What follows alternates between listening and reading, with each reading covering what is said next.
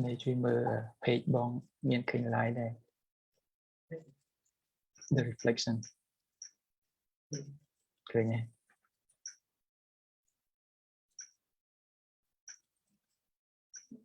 no.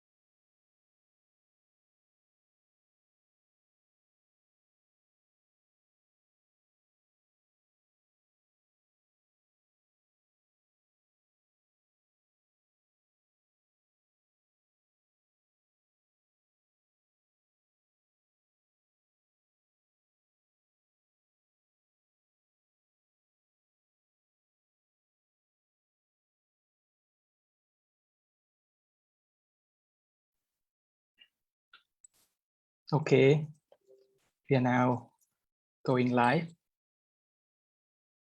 Good morning, ladies and gentlemen. Okay, we are now, as planned, our event start at 11 and it will end at 12. And our speaker is already here. Two speakers. Before I introduce them, first of all, I would like to thank those who are partaking in this event. And this time we bring environment related and energy related topic, I would say, on hydropower. We will be trying to find out how renewable energy like hydropower is having a role in future energy transition, or whether it has not, there has no any role in that, or whether we also try to find out whether this is really the energy that would be sustainable or something like that. And first of all, I also would like to stress a little bit on the reflection. The reflection is a program that aims to provide space for all young Cambodians to share their knowledge, experience, and also the field of expertise. So different topics have been raised and have been brought in, and we also aim to involve many different scholars, young people, and so on. So you can actually follow up our page to get to know more about this program. But this time, it is a little bit interesting because our topic is on energy issue. It is important, but I think we haven't discussed much so far. So I hope that by inviting these two speakers, understanding on hydropower can be promoted, and people who wish to understand that can eventually learn about it as well. Thank you, everyone. And first of all, I would like to introduce you to our guest speaker. And we have two speakers here. First of all, we have Mr. Oudam. Oudam. Hi, hello, Niseiy. Yes, very good morning, Oudam. Very nice background. I think you are somewhere in your hometown, right? Thank you. Yeah, you're right. Yeah. You're doing well. Yes, that's great. Yeah. So because our discussion will be on energy, Oudam, so far he has been working in environmental consultancy and also environmental analyst. He holds a master's degree in sociology and anthropology. He majoring in rural development. He also has over, I think, 10-year experience and have been immersing in environment, human rights investigation, advocacy, and so on. Then he also tried to get involved in addressing many issues, especially related to controversial hydropower and fossil fuel in Cambodia, especially in Greater Mekong sub-region. Thank you, Oudam, for taking part in our program. Thank you. My pleasure. Yeah. So our first speaker already introduced, and now move to our second speaker, Miss Sokphalkun. Sokphalkun, very good morning. Good morning to you, Bong. You can call me Sokphalkun. Okay. Sok is my middle name. I see. So you don't need a middle name, right? I don't. Yeah. Okay. Just Sokphalkun. So Sokphalkun, Yeah. thank you for taking part in our events. And now I think I would like to introduce Sokphalkun to you all. Sokphalkun currently is a clean energy engagement coordinator at EnergyLab Asia or Cambodia, right? Correct, Bong, correct. Okay, EnergyLab right. Cambodia. Yeah, EnergyLab Cambodia. She joined EnergyLab Cambodia in 2020. Quite new, right? 1 year. Yeah. So yeah, 1 year. Yeah. I graduated last year as well. So comparing to Bong Oudam, I'm recent. So Sokphalkun is, I think you graduated from the US, right? What major did you take back then? Yeah, well, thank you for the question. So I graduated from Lafayette College, majoring in engineering studies. So it's more like a little bit of technology, a little bit of public policy, a little bit of sustainability. So everything is on top of one another. I see. That's why you fit for this work, and also you fit for this discussion. Yeah, thank you, Bong, for having me here. Yeah. And I think your work is mainly focusing on engaging with youth and raise awareness on clean energy opportunity, and also some sort of that, particularly for Cambodia. And I think this is very important work because clean energy is actually a critical topic that we all have to focus on. And with you working on this, I believe that many Cambodian youth can get involved and widely engaged, I think. Yep. Exactly, boy. 100% agree with you. Yes. So now our two speakers already here and ready to engage in our discussions. And our topic, ladies and gentlemen, today is on hydropower. Hydropower, actually, so I would give all of you a brief of introduction to our topic and a brief of information related to that before we jump into our conversation. So I will have, I think, a list of questions for you all, and I will have follow-up question after, especially during our conversation. So rapid developments as well as a rising population in the regions, not only in Cambodia, have driven a huge demand in energy. And also this can be seen in many parts of the world. Hydropower is one of the main or the biggest source of energy, and then also classified as renewable energy as well. That's why it becomes so much popular, but it's not just now, but it has been popular for many years. You have seen many countries still rely on it. In Cambodia in particular, I think based on the data from Ministry of Mine and Energy, this hydropower continue to be predominant, accounting for over 45%, I think, of a total energy generation in 2019, but I haven't had an updated document or data on that. So I raised the 2019 report. Over 40% is quite huge. And despite this huge share of electricity production, the drawbacks have been raised by people, including environmental impacts as well as intensifying climate impact as well. So we see that climate change also becoming a very, I think it's a hot topic, and it affects many dimensions of our society, including energy production. So moving from fossil fuel or this energy, if it's not classified as clean, would be great to have. So we have seen that the demand in energy encourage more production of energy from hydro, from fossil fuel, and so on.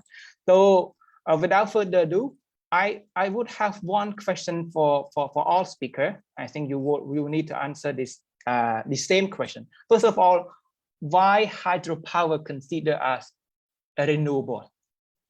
First of all, I would like to point this question to Sokphalkun first. Thank you, Wong. So I think by definition, renewable energy is the source of energy that we can use and benefit from, and it can be replenished over time. So meaning it won't run out. For example, water that can be used for hydropower, it won't run out because it's used from water. Solar power, solar technology, we use the sun to power to generate electricity. So the solar won't run out. Same thing with wind power. But that hydro energy is considered renewable energy, but large hydro can have a significant impact on the environment and people. So it's not always considered clean, green, or sustainable, but it's considered as renewable. Okay. Yeah.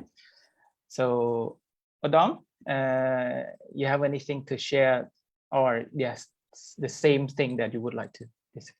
Yeah, basically, Sokphalkun have covered it nicely, the definition, and I just wanna include that or emphasize the term green energy and sustainable energy. That's very important, because when you talk about renewable energy, it could be green, but at some level. For example, when they develop large-scale hydropower, they always compare it to fossil fuel. Of course, it's greener, but it doesn't mean it is. I mean, the questions around sustainability is still up there. Yep. Especially if you include not only the natural ecosystem, but also the socio-economic and political factor that become way more complex. Yeah. I see. Thanks for your explanation, both Sokphalkun and Oudam. But given that it has so many different impacts on environment, on socials, on ecosystem, and so on, but why this hydropower become very popular source of energy?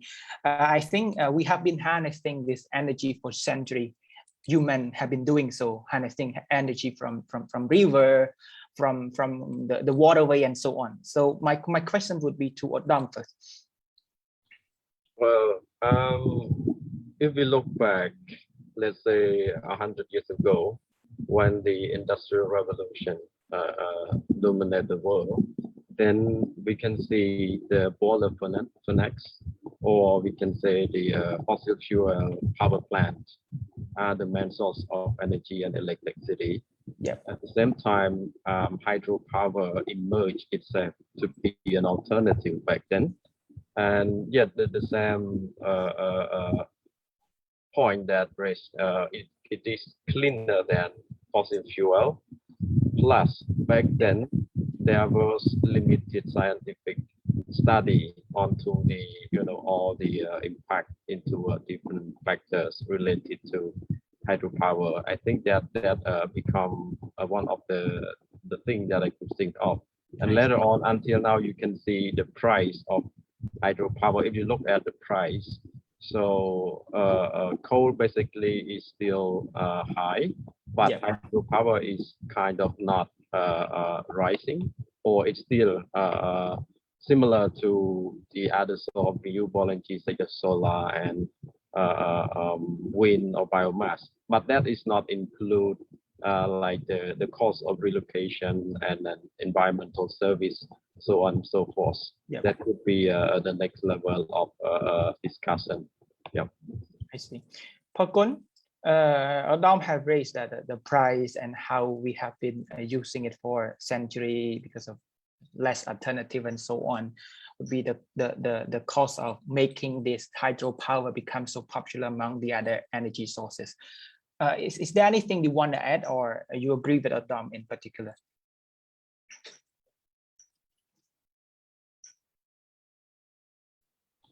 She's processed the internet. I think internet problem with Sokphalkun. Yeah, well, Okay, you're back. Oh no! All right, am I back? Okay, that's cool. okay. Yeah. So yeah, I said. All right, so I agree with Oudam points on like the changes in landscape between fossil fuels and we moving forward to hydro. Yep. But I think also in Cambodian context, and maybe this ring true with other countries that have abundant source of water as well, that they can use this kind of energy to generate the electricity to meet the demand. And that's when the demand come in, like Bong Niseiy raised at the beginning about like the demand has been increasing in electricity sector, not in the electricity sector, but transport sector and other sector as well. So for Cambodia, if you look at the EAC report in 2020, even before that, we'll see that every year the energy increase percent share between 20%, 16%. It dropped in 2020 because of the COVID, but it will be, increasingly going to be bigger and bigger demand. And that's when the renewable energy come in and help generate those needs. And I just want to touch on the point where Bong Niseiy raised on the percentage shares of renewable energy. Yeah. So back in 2018, half of the renewable energy, 49% actually came from hydro. Yeah. However, there will be a shift. So according to His Excellency Co-ordinator, the head of EDC, Akisti Cambodia, he gave a presentation in September, if I don't remember it correctly, 2020 last year. Yeah. In 2030 will be more fossil fuels than hydropower. Nice. So in the future, that's the plan. We'll see the shift, and yep. So that's quite something interesting there. Yeah. Okay, that's good. Yep. Thank you. Yeah, I think it seemed like we haven't discussed yet how this hydropower works. We see from the middle size or the small size hydro dam to a largest one being constructed on the river and at the waterway. I think it's just a very simple question, but I think some people might need to know exactly how it works. One of you can explain this, how hydropower work in particular. Oudam or Sokphalkun, you all can explain us in this way. I will let I'm going to be honest with you. So I think Oudam can answer, just because actually I've never seen a big hydro dam in my real life yet. I've seen one small, but not a big one. But I think Oudam will have more experience to share now. Okay, but let me please take the job of the engineer. Okay. Yeah. All right. Basically, we have different scale. If you're talking about a smaller one, you just need a motor or dynamo, like say, put it in the flowing water. Yeah. Then it can generate electricity that way. But if the bigger scale, if by definition it could be various, but more than 1 megawatt. It could be considered as a large scale, because in the Cambodia law, the environmental impact assessment, if it's less than 1 megawatt, you don't have to do the environmental impact assessment, as they consider it small. Let's take that definition. What is the large scale one? You need a turbine, in order to spin the turbine, you need water current. And in order to make the water current strong enough to spin the turbine, you need to basically block the river. That's why when you create dam, then you create a big reservoir behind dam wall, the wall of the dam. It can be huge as the leg, something. If you ever seen the lower Sesantu Dam, you can see it's flat almost 30,000 hectare. Forest and people village, so on and so forth. And there are two, I believe there are, based on what I know of, there are two kinds of hydropower that I have seen. One is we call storage reservoir, where you store the water like temporarily for a long time. Yeah. That the reservoir is stay there all the time. Except for when you have too much water or flooding a rainy season, then the dam reservoir need to release water, then a huge amount of water, sometimes flood downstream. And the other kind we call runoff river, where you don't have to store water all the time, but you still need to do that sometimes. Is, for example, the Don Sahong Dam in Laos is basically the runoff river. Some of the scientists from the company say the runoff river is I mean, much better than the storage one. And anyway, it impacts differently. The definite definition of I mean the brief signal how it works in terms of that. Thank Oudam. But my follow-up question, because you raised that a smaller one doesn't require some sort of study on the impact on environment. Does that mean there's no impact at all, or we don't just see the significant ones, the impact of it? There are always impact, but the scale is much smaller. Especially the interesting one is it is managed by the local community. For example, I mean that Cambodia, we also have those kind of community. When the national grid has an array, then people find a way to produce their own way of producing electricity. And because people are living in the community, in the environment, so they must be very curious about the impact. And if, for example, the significant impact is for when you store or you block the water for a long time, that is a big issue, because you will change the water flow, the water regime, the hydrology are changing, the ecosystem are changing, especially downstream community or environment also need water.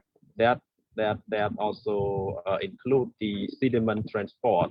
That is very important for the vegetation and so on. That the other important aspect is the fish migration.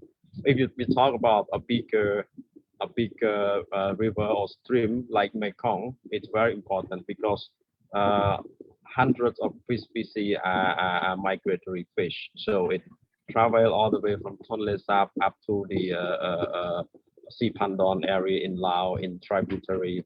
But a smaller stream is not that, a serious ecological spot. Then we can see that it's smaller, but still impact are still there, but it can be manageable by especially the local community. I see. Thank you, Oudam, for very well explanation. Around the world, renewable energy use is on the rise. And next question will be to Sokphalkun. I think Oudam already raised some important elements and how it impacts ecosystem. We talk about sediments, we talk about ecosystem, given that the small size or the large size of that, regardless of it. So Sokphalkun, can you we talk about the advantages, because it might be cheap, it might be easy to harness electricity, but what about the detrimental impact on environments and social impact and so on? Anything that you think the most important or the most significant effects created by this hydropower on every aspect of the not only environments, not only social, but anything you see the biggest impact? Yeah, I think that every impact that hydro has significant impact significantly on the livelihood of people, the environment, and social as well. So let's talk about, like, for example, the cause of climate change, the emissions CO2. So like Oudam said about the reservoir that's been saying long time, the flooded. So the trees that tied up to the carbon, like heavy carbon dioxide, will be decomposed at the bottom of the reservoir. And it's not just CO2 that will be emitted, but will be methane too. And methane is one of the emissions that, account for a bigger impact, more than CO2. So that's one thing, CO2. Other thing is the CO2 emitted from hydro is the construction process.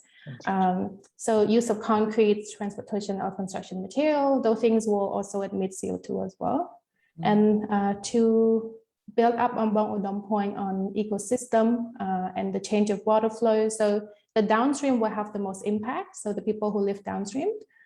So for example, like Oudam can build up on this point as well, like the Sambur Dam that proposed across Mekong at Croce would have changed the flows into the Tonle Sap and had a significant impact on people who depend on those on those apps. So what impacts on their livelihood, their social life and welfare, and not to mention that the relocations of people who lived at the construction site. So it depends on the site as well. If the site is big, then people need to relocate to other place so that they cannot, be around that constructions area. Yeah. Oudam, do you want to add anything? Maybe you want to add something more that you haven't discussed in your previous comments. Well, I just go back to the first question, like why it's so popular. So, I mean, I think there are always something that are not written down or announced. For example, like if you build a big hydropower, you will need a reservoir, right? So what happening during, like Sokphalkun said, during the construction process, then it's going to be, if it is let's talk about Lower Sao Dam. So there are forest area upstream in the reservoir area. So the company basically get permission in order to clear those forests. Then where are those timber going?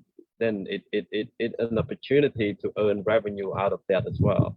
Then when it's to do with the relocation, sometimes the local community did not receive information at the right time. So there are opportunists who kind of take the opportunity to grab the land or to blow the price of the land out of proportion, because say it's going to be flooded anyway, so just give up your land and stuff. So this is based on experience. And then there are also the interesting benefits around licensing, because it's not only one company. The turbine could be from German, from Austria, but the cement and then other stuff, the construction material could be coming from different sources. Then it gives open up different opportunity, especially in a country where the rule of law is poor. Then that provide a lot of a chance for opportunists to grab money that behind the scenes. Thanks. Thanks, Oudam and Sokphalkun. I think there's a lot of things we can touch upon in this part, especially on the impacts that hydropower can have on the people. But even though there's a problem, but we have seen that back to Sokphalkun part, Sokphalkun also said that the energy plan, so the decline in the shares of hydropower in our energy strategy or energy share and so on, would indicate that Cambodia as a developing country can understand the impacts of this. Potentially, I'm not really sure if this is the case, but I would like to know from you, with the declines of hydropower share in the total energy production in our country, would indicate that the governments and the other stakeholders really understand this kind of impact and then move away from it, or it's just the change of energy landscape with the availability of the other source of energy making us moving away from it. My question would first to Sokphalkun. If you want me to rephrase this, I'm happy to do so. Yeah. That's a good question. So what's going on in decisions making? I'm not quite sure what's happening, but I can give you a brief landscapes globally, if that's okay. Yeah. Yeah.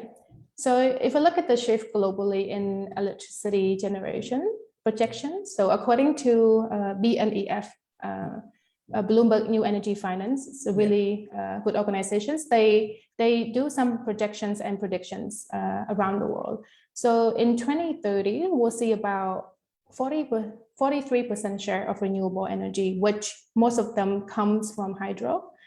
However, in 2050, we'll see 69% come from renewable energy. Interestingly, 56% comes from solar and wind. So I would say in the energy landscape globally, hydro we'll see less and less, and we'll see more and more of solar and wind. I see.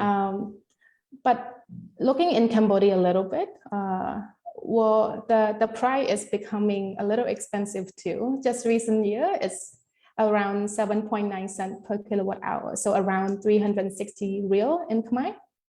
It's actually a little bit expensive than the last year. Yeah. So we'll see that the global landscape is moving away from hydro. The cost is a bit higher than before. So I would say that Cambodia might look at different options for our energy planning. But in terms of decision making, I'm not yet. Okay, thank you.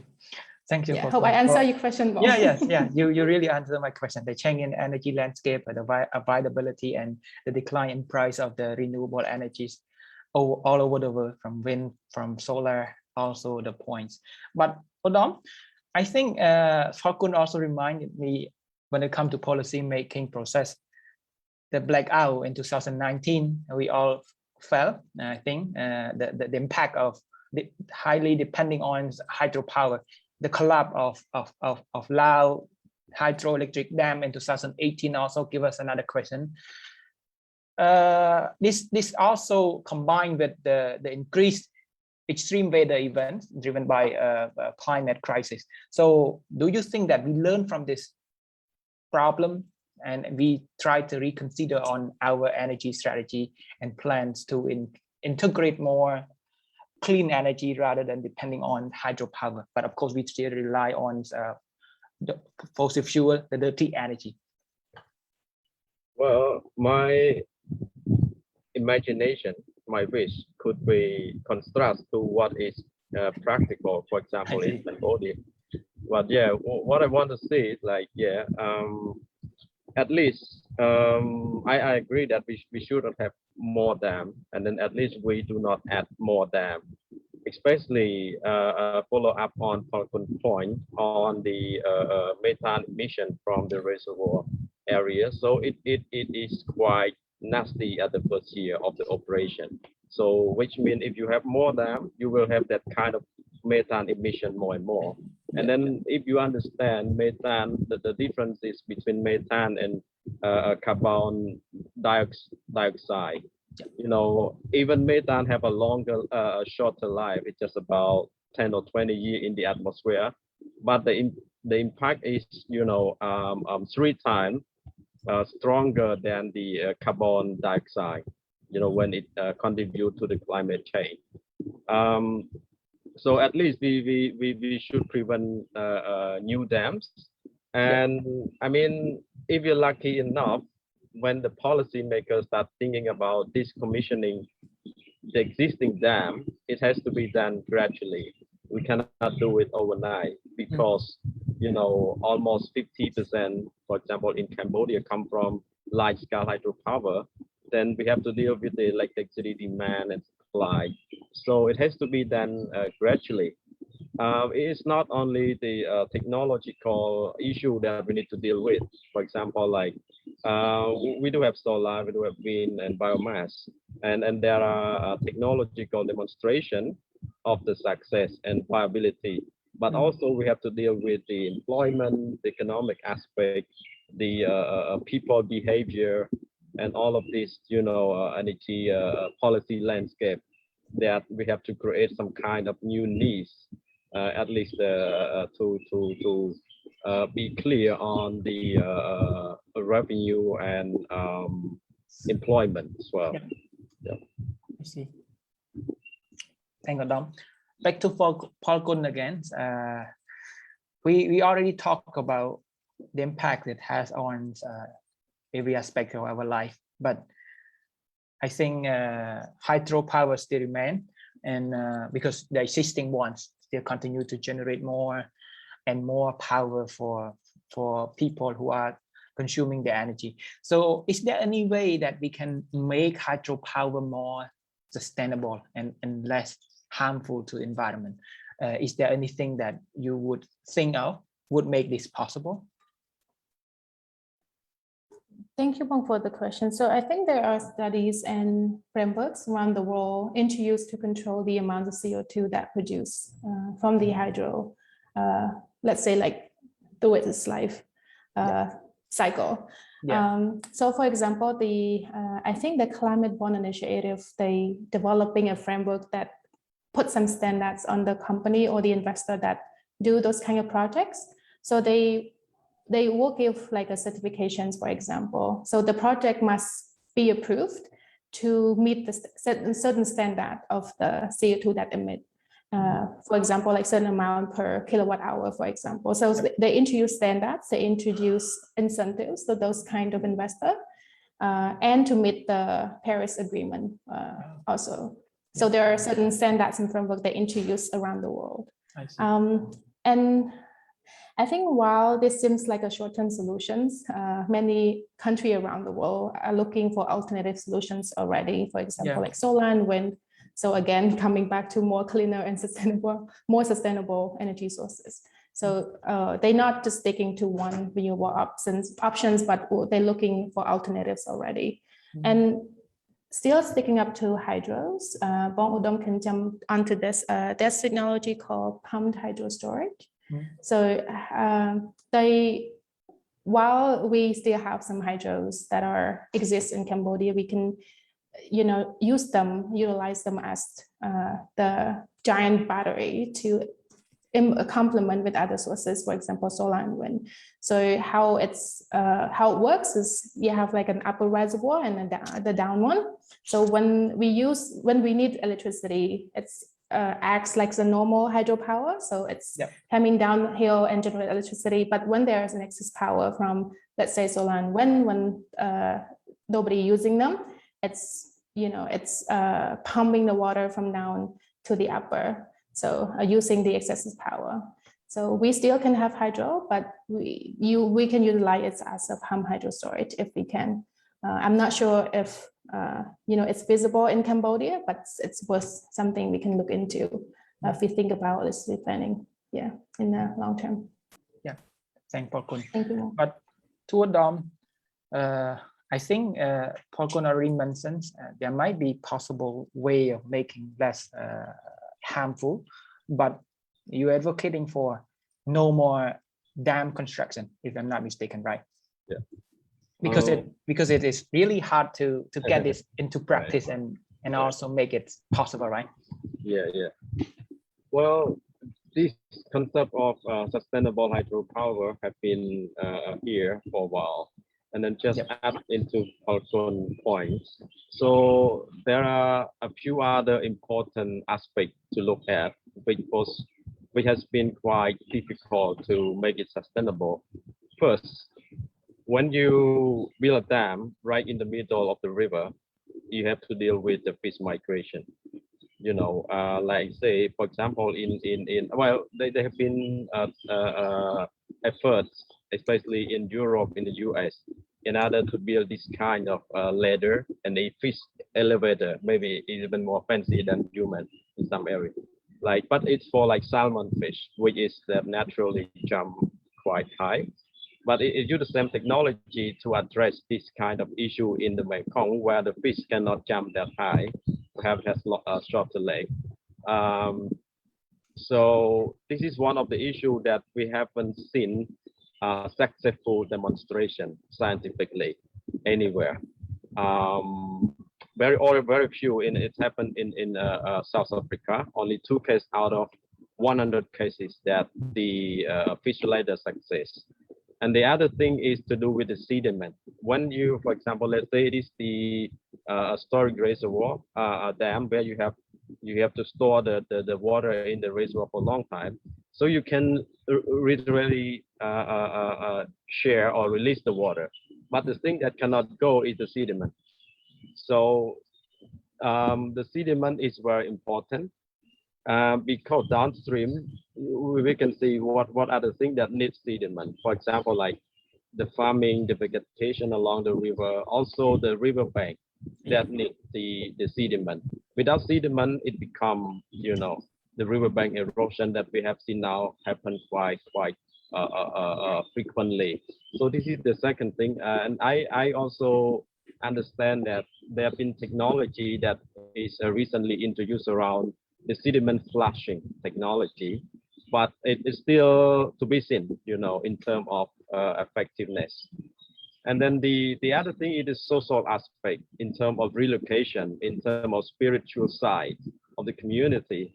Let's say some area like Lower Sesan 2 Instant Dry area, you have to deal with the indigenous community where they have their own way of living.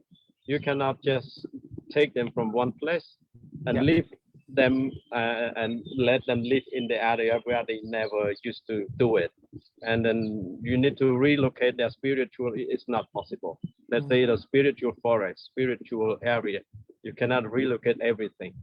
And, you know, the compensation is still a big question, like how you compensate. Is that a fair and just compensation? Because you not only compensate the house price, the, you know, I know they put a price on the tree, on coconut, on mango, but how about the timing that children losing from going to school, you know, the memory of the area. This is quite unquantifiable, you know. And then I think just these three aspects, it is difficult, very difficult enough to answer the questions around the sustainable hydropower. And then I just want to add last point. In the meantime, I know this called the International Hydropower Agency. Because I understand that in terms of climate funding, it's scattering. The hydropower industry is losing their financial resource globally. Then now they are holding series of the called Global Hydropower Congress in order to come up with a declaration called San Jose declaration in order to explain the sustainable hydropower, why it's sustainable. So it is happening until I think 24. Then they will take this declaration to the United Nations Framework Convention on Climate Change, COP26. We have a new president now. So basically, this international hydropower industry, they want to convince the new president of the UNFCCC, hey, we have a sustainable model of hydropower, so give it some money. Just simply like that. But at the same time, we have a campaigner, international and global campaigner, who are producing their petition as well, in order to come up with their counter argument into that declaration. I will share the link later if, for example, EnergyLab interested to join endorsing their petition. I would be happy. Thank Oudam for very interesting take on this issue. And then the short answer from you is that saying no to more hydro dams. There should be this. There shouldn't be more constructions of the hydro dam on waterway, if I'm not mistaken, right? Yeah. Okay. Back to Sokphalkun again. I think, of course, because of the demand and energy will continue to grow from day to day, and the future will see the dramatic rise in this energy. Of course, the role of hydropower may be still relevant. It won't be end any time soon, because the existing one, some country might move on contracting of this energy. But to you, do you see any role of this hydropower in energy transition in particular? It's not only Cambodia in particular, but global scale. Maybe you have seen this as the role it can have in the future. Can you repeat the questions again? But I don't think I understand the question. Just want to know from you what will be the role. Do you see that this hydropower has any role? Because we talk about impact, we talk about Oudam so far also advocating for no more hydro, but of course in context of Cambodia there must be a lot more attention on this, but at a global scale, because it's still relevant in many years, taking into account that there will be more and more energy demand. So it requires some other country constructing more hydropower. But is there any role this hydropower have in energy transition in particular? Do you see it, or you Yeah, thank you, Bong. Thank you. All right, so I think I already mentioned this earlier as well in terms of the global scale and the shift and everything's from cleaner energy, such as solar and wind. I think in the future, the role of hydro will be smaller and smaller. It varies from country to country for sure, because like different countries' gift of nature varies from country to country. For example, like Cambodia have abundant source of solar and wind. Why not utilize us to the maximum? Other countries have other source of energy, renewable energy, such as geothermal, for example, so they might utilize those energy sources more than others. But for the hydro, I think we'll see smaller and smaller, and the role will be less significant comparing to other technologies. Once, like Oudam said, is just comparing the environmental impacts that each technology has, but then also social impacts. It's unmeasurable, like the livelihood of community, the welfare, yes, and all those things. That's what I think. Yeah. Oh, and also, if we look at the investment, for example, like a lot of countries around the world moving their financing scheme to more like cleaner, for example, solar and wind, but less on hydro and coal and fossil fuels, as those things. So they're looking options that make economic sense also, not just, those things are just the aspects of environment and other social impacts. Yeah. Thanks, Pakun. I would have one follow-up question for you. You also cited the head of they say the electricity of Cambodia. He also mentioned that in the future we will see the smaller share of hydropower, even smaller than the fossil fuel. So here I would jump to renewable energy. It's not only renewable, but I talk about clean energy here. So as an observer, as someone who is working on advocating for more clean energy in our energy transition, so what type of clean energy you want to see more investment pouring in, and you want to see more further promoted in the future? So this is linked to our renewable energy, but I touch upon more on clean energy in particular. So in Cambodia context, as an observer, you might have something to say on this. Yeah, thank you, Will. So like I mentioned earlier too, like Cambodia has abundant source of wind and solar. So solar technology specifically has much more lower impact on the environment. It doesn't have direct emissions during its operations comparing to hydro. So we do not need to mine sources such as coal and oil. We don't have to transport the coal and oil to the power stations. It doesn't disrupt life of any kind. It's environmental friendly. And more importantly, in recent years, the cost of solar and wind has been dropping drastically. Just recently in Cambodia, it's down to 3.877 cents per kilowatt hour. So it's half the price of hydro. So it's make economic sense. And so making these types of investments more attractive to investors, not just in Cambodia, but around the world as well. And then, it's renewable energy, it's create more jobs, like new projects need more people, more investments on human capacity. So that will come to as increase in employment and also the GDP growth as well. So as an observer in clean energy sector, I would say I would like to see more and more of solar and wind and energy for Cambodia. Are you highly optimistic about this?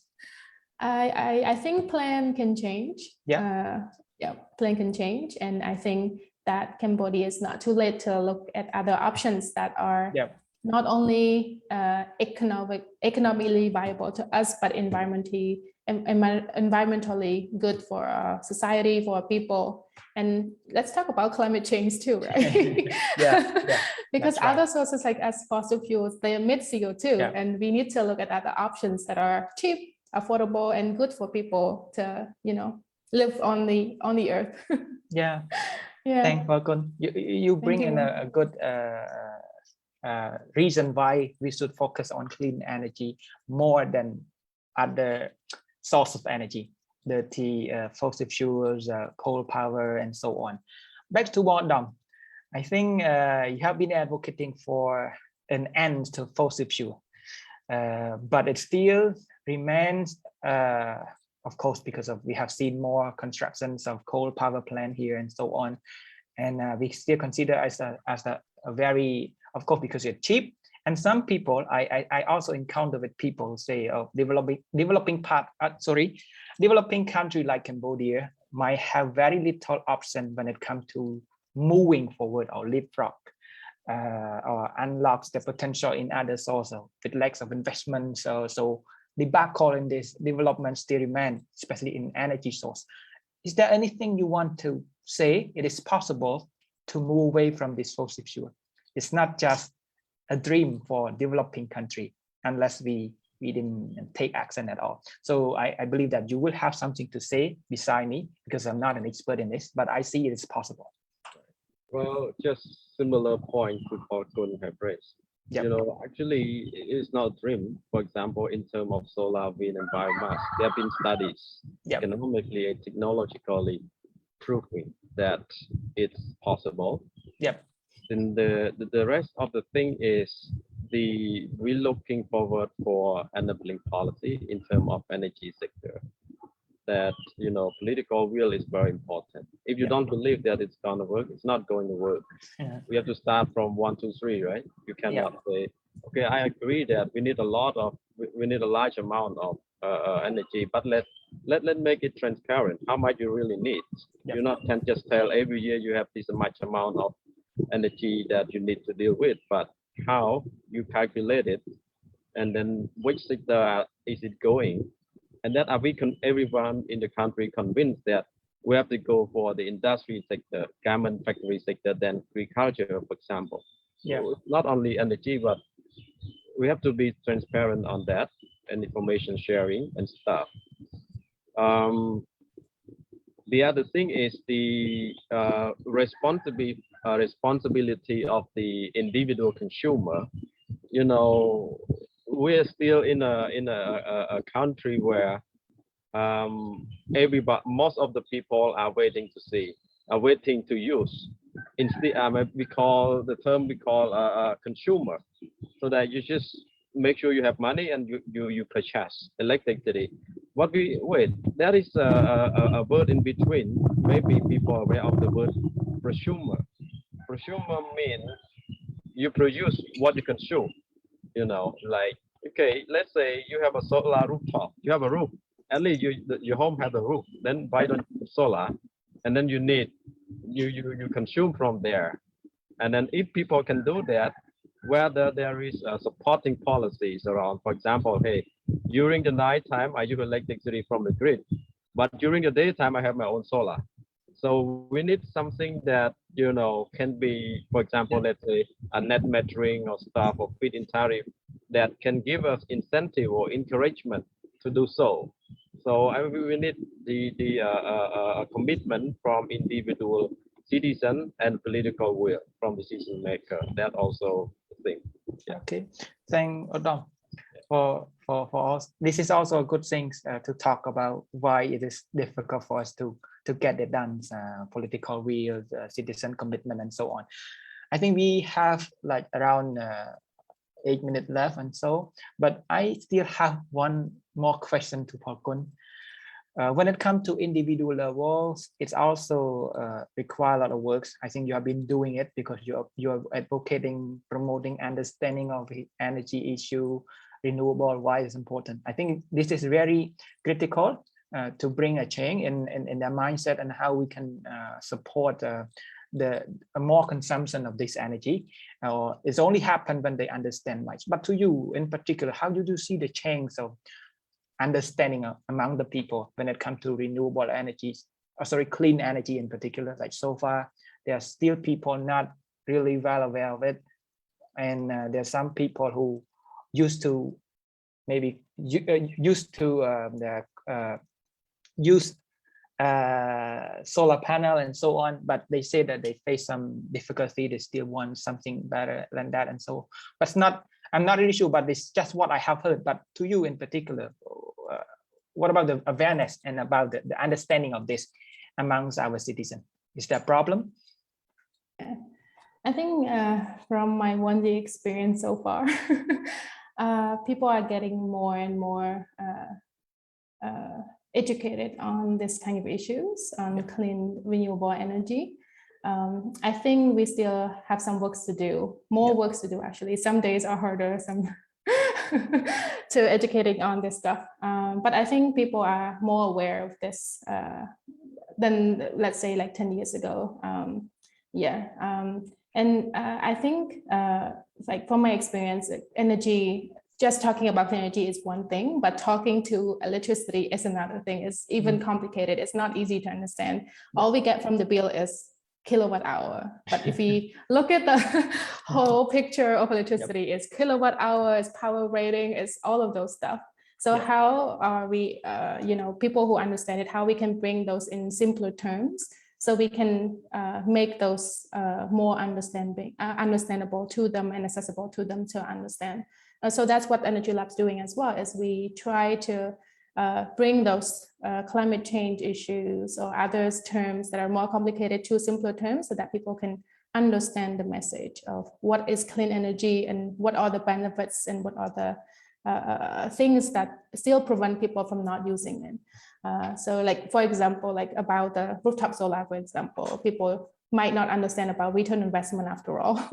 You just want to install solar and maybe all they heard was, I'm gonna get energy for free for the next 10 years, for example, but they might not understand, like, the calculations to do return investment, how much money they get it back after they install it the first time, and then so on and so forth. So I think it's still a lot of work to do, but I think we're on the way there to get more people interested about it and more aware of these things and ecosystem. A very honest questions.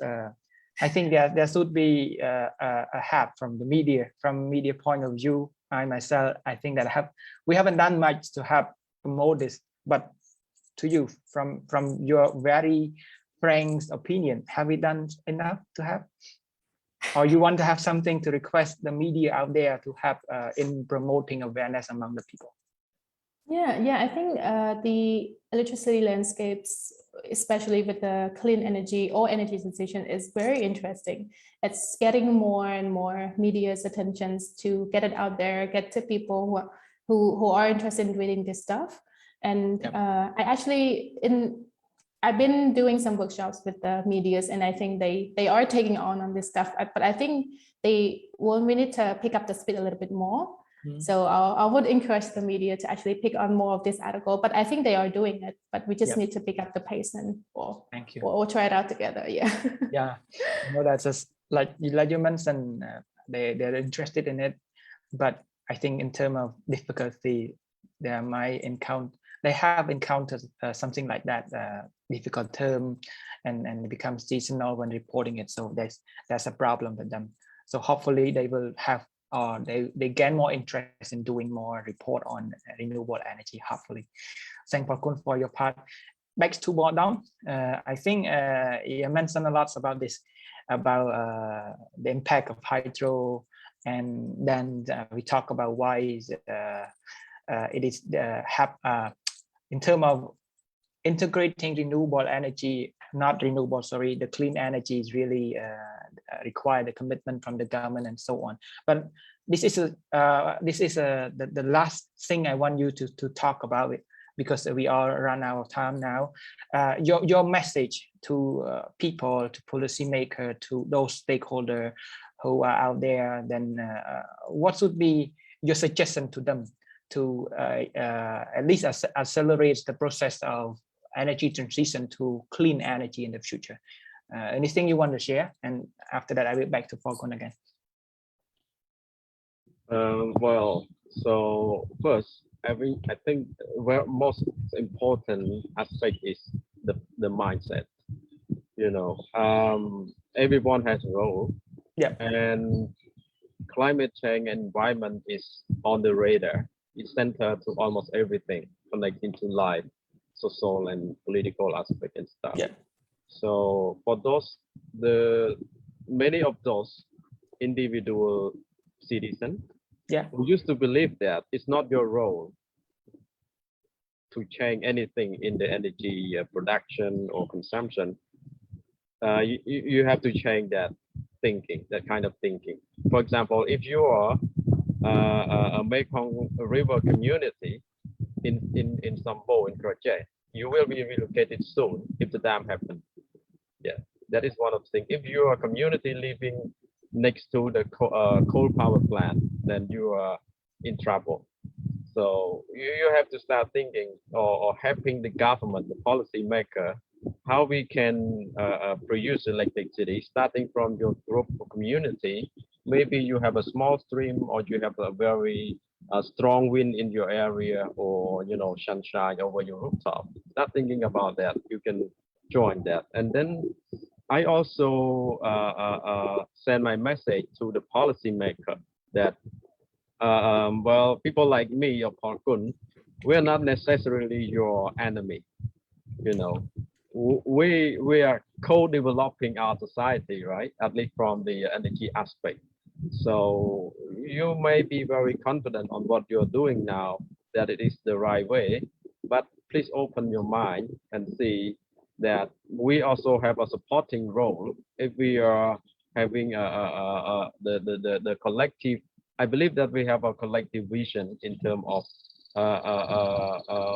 well-being of the people and the society.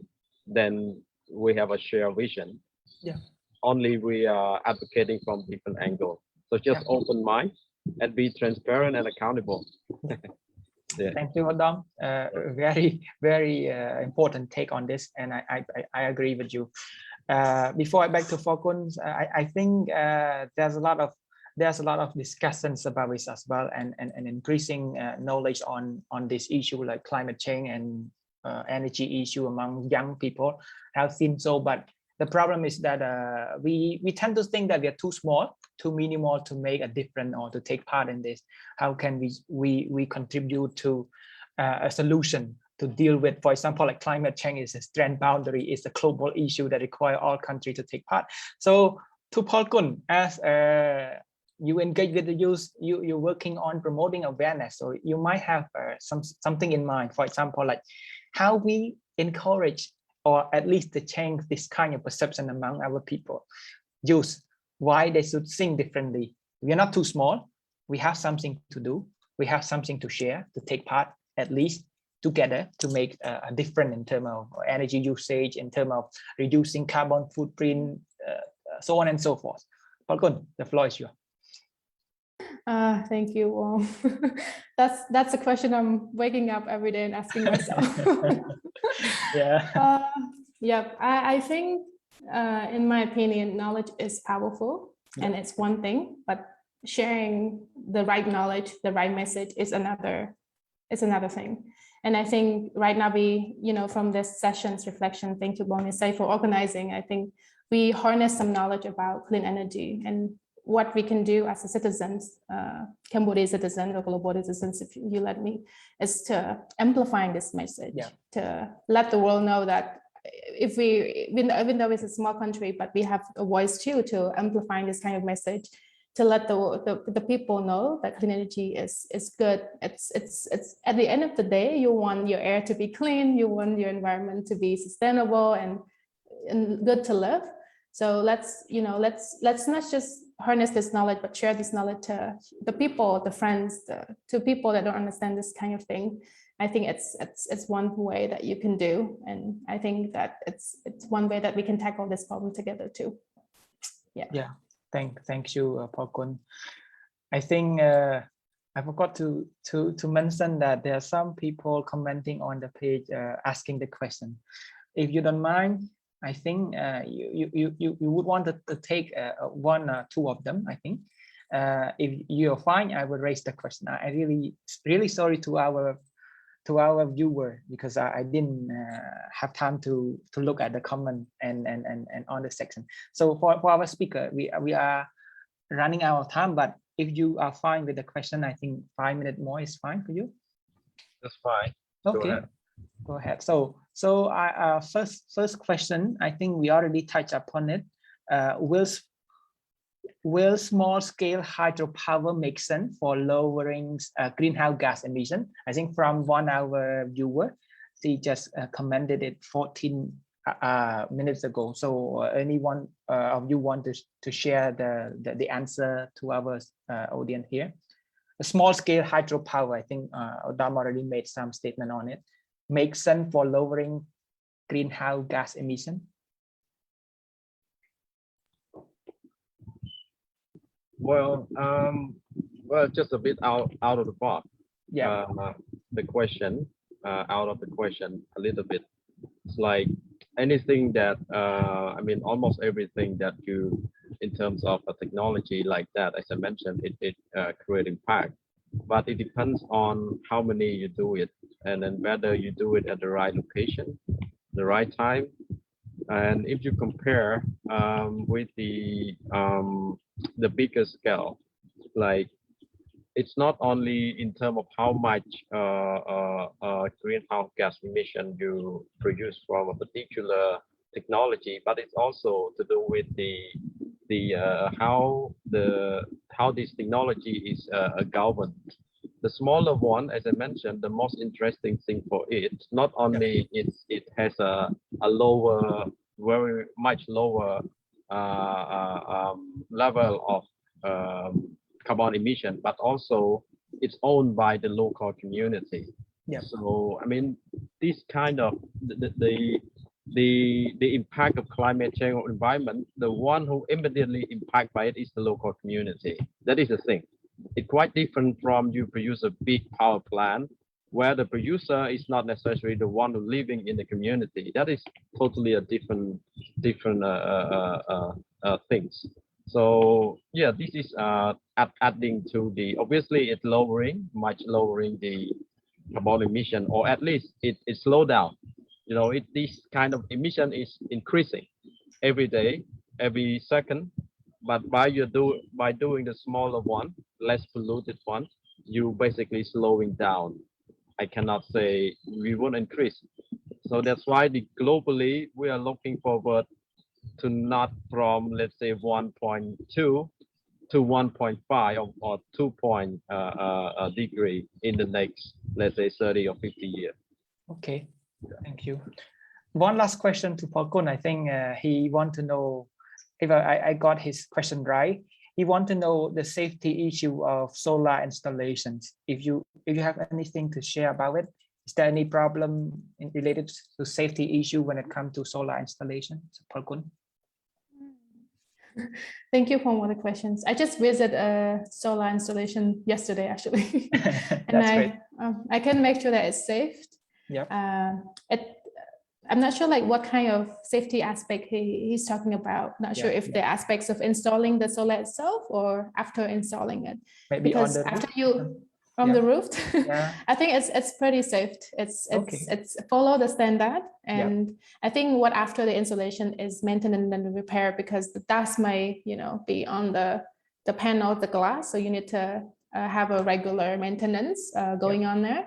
But other than that, I think it's pretty safe to use. Yeah, and it's no direct CO2 emission. Yeah, that's great, Sokphalkun and Oudam.